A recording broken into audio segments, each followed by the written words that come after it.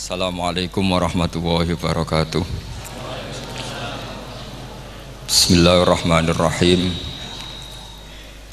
Tabarakalladzi nazzala al-furqana ala 'abdihi liyakuna lil 'alamina nadhira. Allahumma shalli wa sallim ala sayyidina Muhammad wa ala alihi wa sahbihi wa barik wa sallim asma'in. Amma ba'du. Ingkang kula hormati Kiai Haji Abdul Hanan wa ahli baiti, sedanten kanca-kanca santri peminat ilmu tafsir dan ilmu hadis ingkang kula hormati. Berbicara tentang ilmu tafsir, ada beberapa ulama yang menghindari kata tafsir karena makna tafsir itu memaknai atau menduga apa yang dikehendaki Allah. Tentu itu sulit. Satu, bahwa faktanya kita sudah tidak bisa komunikasi dengan Allah karena tidak ada wahyu lagi. Sehingga dari kehati-hatian ini pernah suatu saat Abu Bakar ditanya, ma makna abban fi qaulihi ta'ala wa faqihatan wa abba.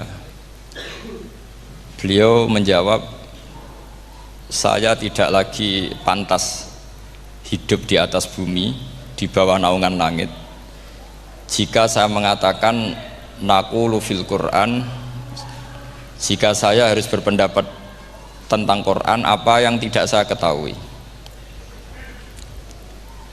Itu kehati-hatian yang dilakukan Sayyidina Abi Bakrin As-Siddiq. Tapi teori ini berbanding paradok, berbanding ekstrim, ketika bahwa Quran itu diturunkan itu sebagai hudan, sebagai petunjuk, kedua sebagai bayanan, sebagai penjelas. Dan ini yang saya yakini, kalau sebagai penjelas, Quran itu harus jelas sekali dan bisa menjelaskan. Dan Quran mensifati dirinya wal kitabil mubin, demi kitab yang memberi penjelasan. Sehingga dari sudut ini orang kafir pun mungkin memahami Quran. Dan menurut saya orang kafir pun bisa paham Quran. Kalau Ahok itu melintir Quran, tidak memahami Quran, paham? Senok harganya itu melintir Quran tapi tidak memahami Quran. Tapi bahwa Quran itu bisa difahami orang kafir itu ya. Logikanya gampang begini, kata Imam Syafi'i dalam kitab Ar-Risalah. Ketika Quran turun, itu pendengarnya itu tidak ada yang muslim, belum ada santri Kewagian, nggak ada santri Lirboyo, tidak ada santri Sarang.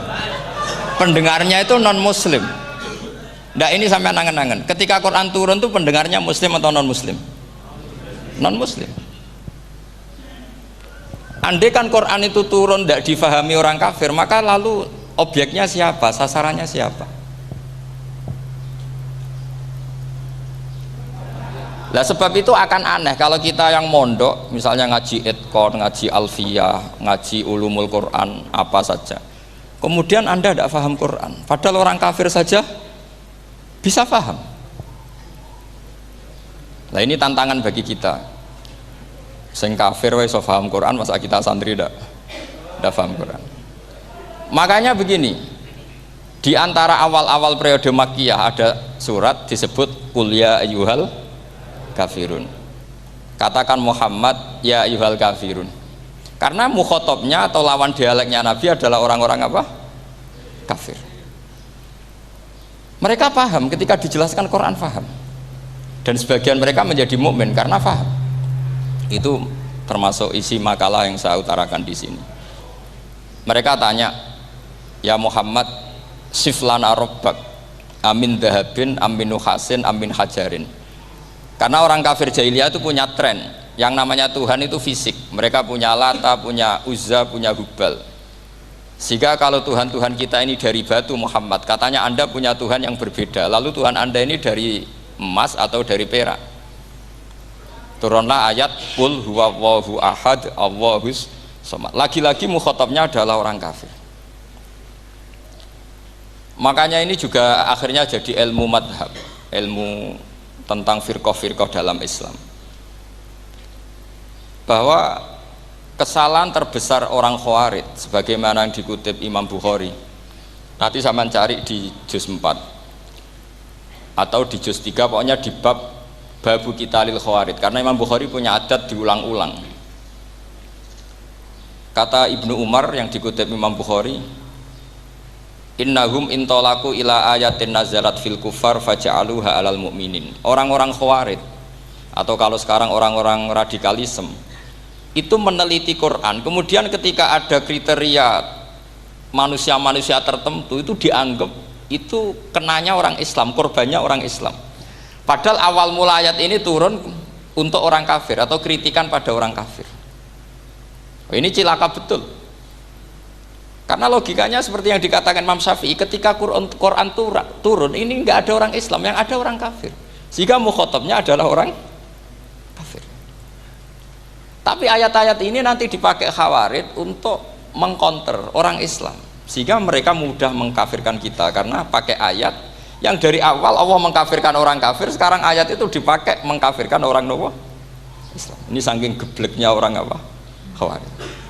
Makanya kata kitab Fathul Bari yang menyarai Bukhari itu, yang mendorong orang Khawarij seperti itu adalah jahluhum bisyariah. Memang mereka benar-benar bodoh, benar-benar goblok. Misalnya kita